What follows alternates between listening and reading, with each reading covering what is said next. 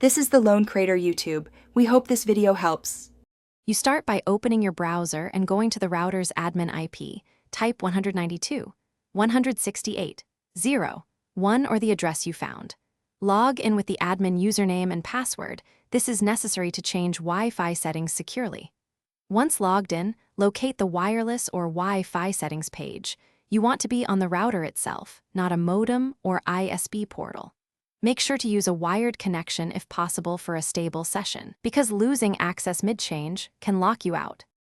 Once on the wireless settings page, choose the security protocol, WPA2 or WPA3 for strong encryption. This protects data between devices and the router.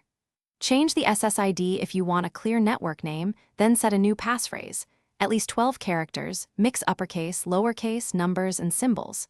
After entering the new password, click Save or Apply. The router may reboot. When it comes back, reconnect your devices using the new credentials so they authenticate with the updated network settings.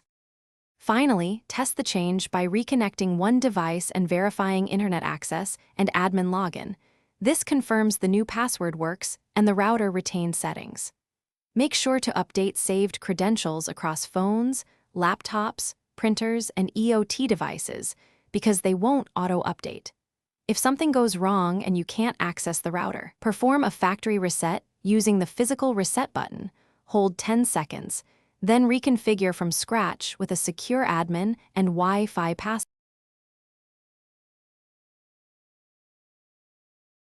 Thanks for watching.